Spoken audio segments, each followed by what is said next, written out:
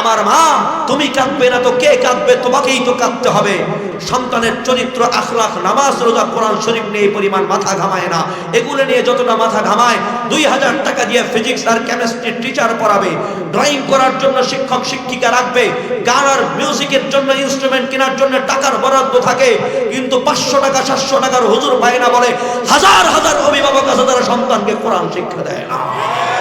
আমি আমার কথা বলি, গতকালকে ফজরের সময় বাসায় ঢুকলাম, ও আমার ভাই, আমার আম্মা 70 আপ বয়স, অসুস্থ স্বাভাবিকভাবে। 3 দিন আম্মা আমাকে দেখে না, এই জন্য ফজরের পর আমাকে জড়ায় ধরে কান্না শুরু করতে। আমি যে কি হয়েছে আম্মা? আমি ডরায় গেলাম, কি হয়েছে? কয়দিন যাবত তোরে দেখি না। ও আমার ভাইয়েরা, অনেক কিছু করে নাই, কোটি টাকা না লাখ টাকার প্রপার্টিও দেয় নাই, কিন্তু একটা জিনিস আত্মস্থ করেছি, সবার আগে মা, মায়ের খেদমত করতে হবে। সন্তানের কাছে এই পরিমাণ যত্ন পায় মা, সন্তানকে না দেখলে পরে মায়ের কষ্ট হয়। কয়জন এমন সন্তান জন্ম দিতে পারে? তারাই দিতে পারে যারা সন্তানকে আল্লাহর দ্বীন শিক্ষা দিতে পারে, ঠিক কিনা বলে? আমার মা, তোমাদের পা গুলোতে হাত রেখে বলি, ঘরগুলোকে জাহান্নাম বানাবে না মা।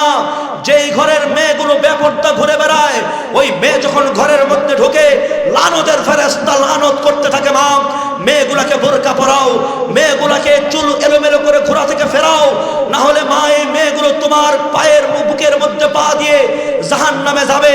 তোমার বয়স 50-55 মা, তুমি বোরকা পরে বের হও, তোমার মেয়েটা কেবল 9-এ 10-এ পড়ে, কেবল ইন্টারে পড়ে, ওই মেয়েটাকে সামনে দিয়ে হেলে দুলে বেপরদা বেহায়ার মতো হেঁটে বেড়ায়। মা, এটা কোনো আদর্শ মার পরিচয় হতে পারে না, ঠিক কিনা বলেন? ও আমার বাবা, তোমাদের পায়ে হাত রেখে বলি, তোমার মেয়ে তোমার জন্য আমানত। একজন মেয়ে যদি জাহান্নামের কাঠগড়ায় দাঁড়ায়, 4 জন পুরুষকে অপরাধের কাঠগড়ায় দাঁড় করাতে পারবে। পারবে বাবাকে, পারবে স্বামীকে, পারবে ভাইকে। ও ভাই, ন্যূনতম লজ্জা যদি তোমার থাকে, তোমার বোনটাকে তুমি একটু বাঁচাও, ওকে পর্দা করতে বলো। মনে রেখো, একটা ছেলে নষ্ট হলে একটা ছেলে নষ্ট হয়, একটা মেয়ে নষ্ট হলে মহল্লার 50টা ছেলে বখাটে হয়ে যায়। আমি আর সেদিকে যেতে চাই না। যারা এখানে এসেছেন, এটা আমাদের জন্য শুকরিয়া। ও আমার ভাইয়েরা, এই জন্য আল্লাহর দরবারে শুকরিয়া আদায় করি। সবাই বলে আলহামদুলিল্লাহ, জোরে বলে আলহামদুলিল্লাহ। মজমাটাকে সুন্দর করতে গিয়ে অনেক পারিপার্শ্বিক প্রাসঙ্গিক কথা বলে ফেলেছি, ভূমিকা বলে ফেলেছি। আমি আর সেদিকে যেতে চাই না। সূরা আলা থেকে 4টি আয়াতে কারিমা তেলাওয়াত করেছি। এজন্য ভাইরা সবাই আমলের নিয়তে কথাগুলো শুনবো। ও আমার নওজোয়ান বন্ধুরা, সূরা আলা তেলাওয়াত করেছি।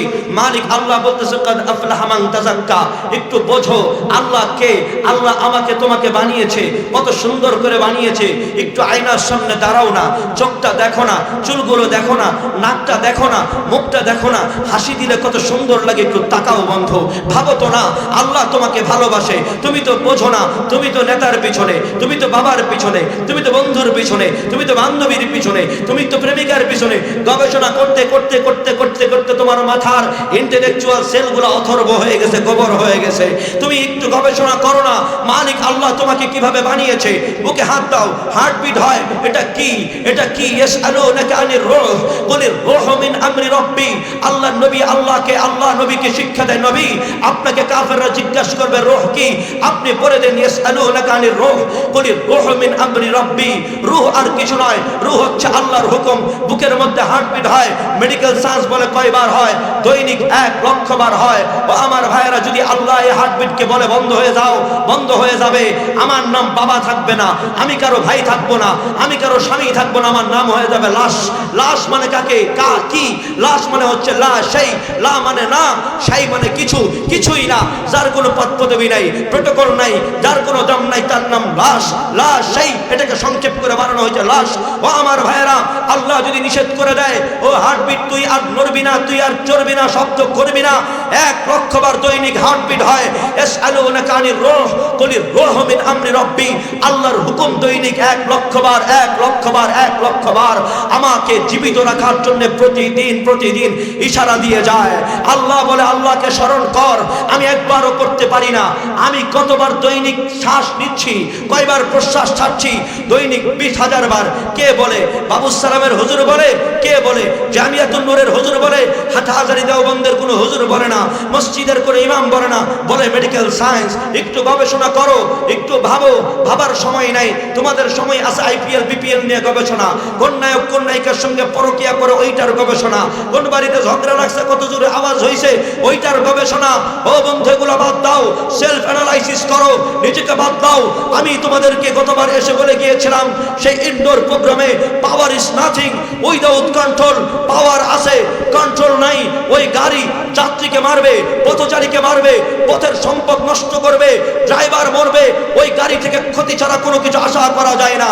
বন্ধু, তোমার একাডেমিক কোয়ালিফিকেশন আছে, তোমার পাওয়ার, তোমার পরিবার উন্নত, প্রপার্টি আর অ্যাসেট আছে, তোমার পাওয়ার, তোমার বংশবুনিয়াদ ভালো, তোমার পাওয়ার, তোমার স্পিরিট আছে, এনার্জি আছে, এটা তোমার পাওয়ার।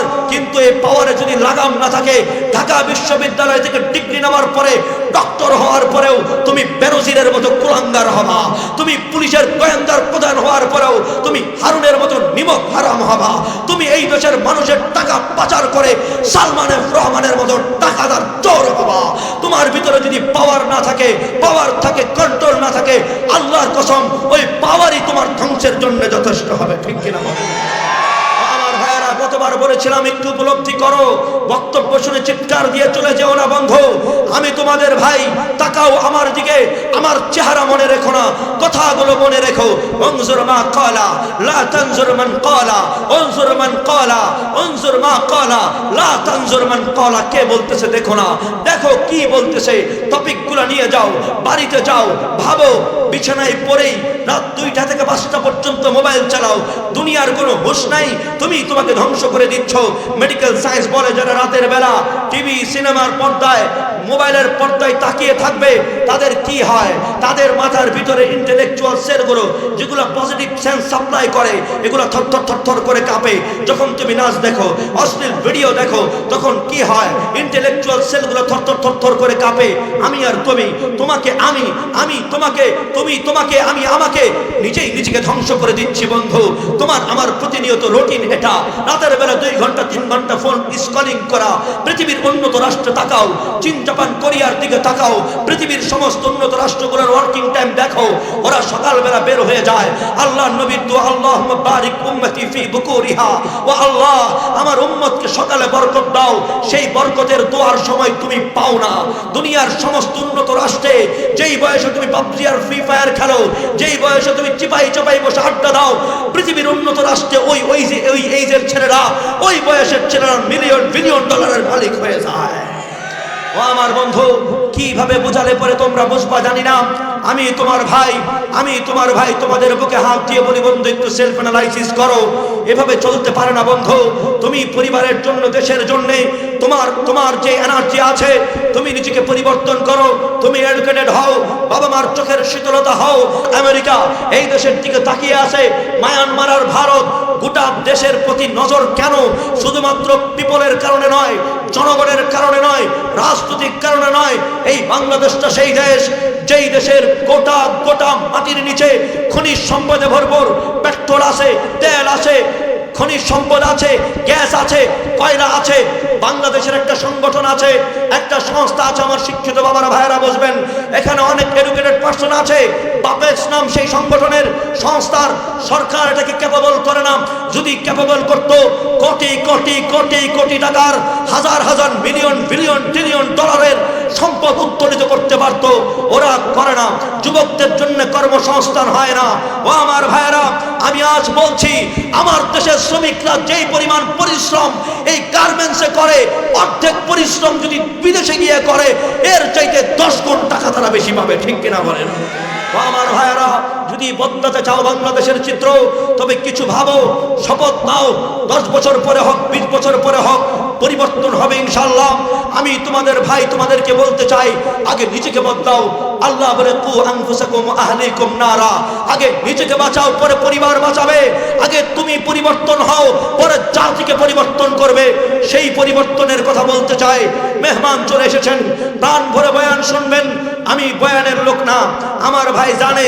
আমার ভাই, আমরা একসাথে সারা দেশ সফর করি, এক প্রান্ত থেকে আরেক প্রান্ত পর্যন্ত।